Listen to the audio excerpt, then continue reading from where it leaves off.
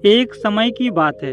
एक गांव में दो मित्र थे, जिसका नाम राम और श्याम था। और उनके पास एक ऊंट भी था, जिसे वे दोनों जानवर नहीं अपना दोस्त मानते थे।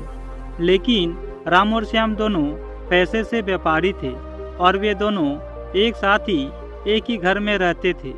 लेकिन राम जहाँ बहुत ही मेहनती था, वहीं श्याम आलसी व्यक्ति था। मगर राम अपने दोस्त श्याम की आलसीपन से जरा भी परेशान नहीं होता था, क्योंकि श्याम को वह अपने दोस्त के साथ साथ भाई भी मानता था और उसे छोटे भाई की तरह प्यार भी करता था।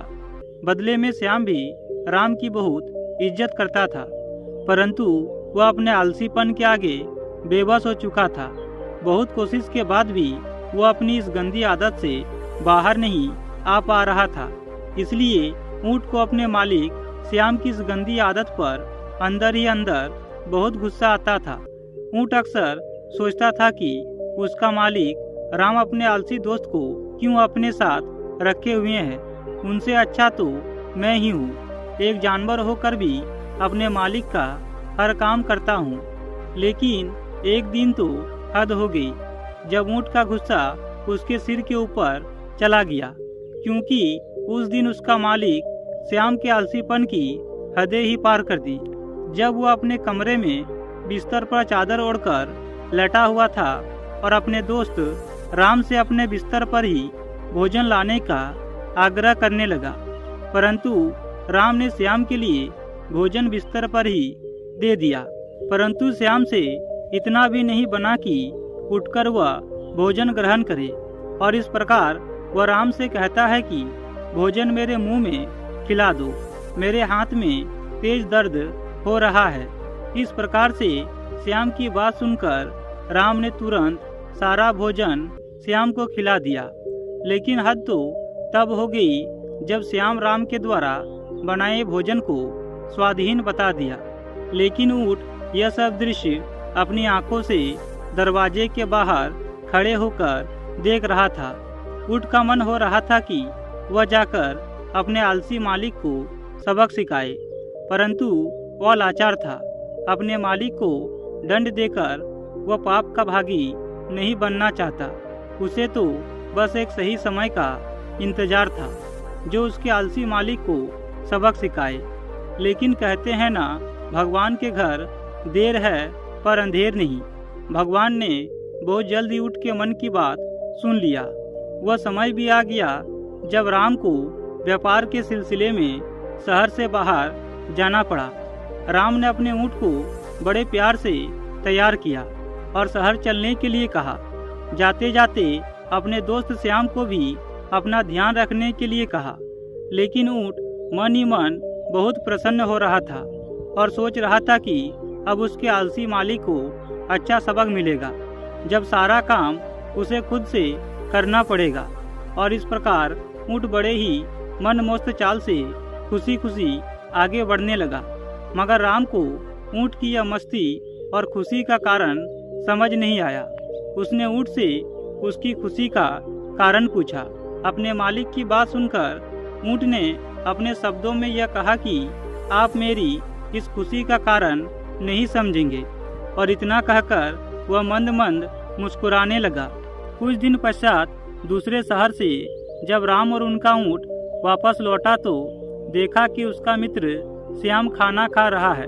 लेकिन आश्चर्य की बात यह थी कि श्याम की थाली में अधपका और अधजला भोजन पड़ा था, जिसे देखकर यह पता चलता है कि भोजन उसने बड़े ही बेमन से बनाया हो। मगर श्याम उस खाने को बड़े ही स्वाद के साथ और प्रेम से खा रहा था। ऊंट यह बात समझ नहीं पा रहा था कि यह वही उसका मालिक श्याम है, जो राम के स्वादिष्ट भोजन को भी स्वादहीन बताया था। राम और ऊंट को अपनी ओर अचरज भरी निगाहों से देखते हुए वह सारी बात समझ गया था कि वे दोनों क्या सोच रहे थे। तभी श्याम ने अपने मित्र को तारोताजा होकर भोजन ग्रहण करने को कहा और ऊंट के पास जाकर बोला, तुम यही सोच रहे हो ना कि आज यह श्याम इतना खराब भोजन कैसे खा रहा है। इसके पीछे का कारण मैं तुम्हें बता रहा हूँ। क्या तुम्हें पता है, इसमें मेरी कड़ी मेहनत छुपी है। इसलिए वह स्वाधीन भोजन भी स्वादिष्ट लग रहा था। उसके बाद श्याम ऊँट के पास से मुस्कुराते हुए चला गया और अपने काम में लग गया।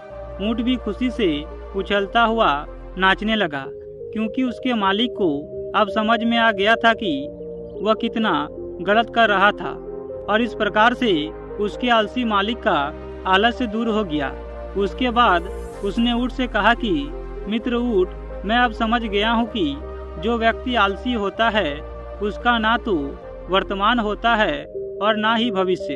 ऐसा व्यक्ति जीवन में कुछ भी नहीं कर पाता, क्योंकि आलस्य मनुष्य का सबसे बड़ा शत्रु होता है। अगर किसी व्यक्ति में आलस्य भरा है तो वह अपने जीवन को बर्बाद कर सकता है। वह ना तो अपने जीवन की कोई कीमत समझता है और ना ही किसी कार्य को। उसकी नज़र में दोनों ही चीज़ों की कोई अहमियत नहीं होती है। ऐसा इसलिए क्योंकि वह व्यक्ति आलस की चपेट में होता है।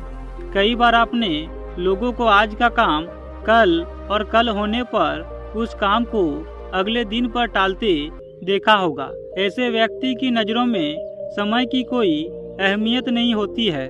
जो व्यक्ति अपनी जिंदगी में समय की अहमियत नहीं समझता, उसका वर्तमान तो दांव पर होता ही है, साथ ही साथ अपने भविष्य को भी दांव पर लगा देता है।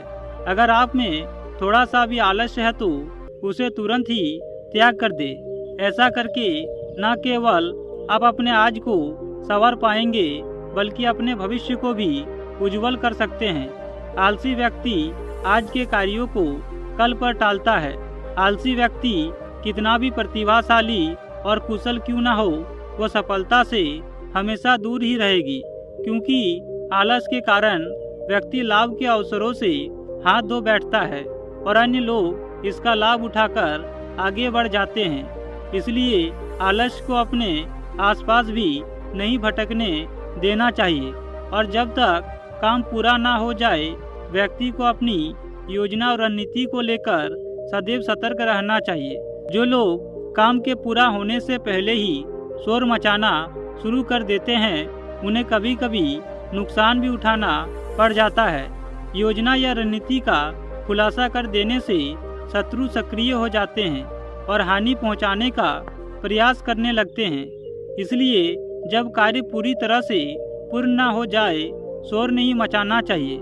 इस आदत के कारण कभी कभी मनुष्य को हंसी का पात्र भी बनना पड़ जाता है।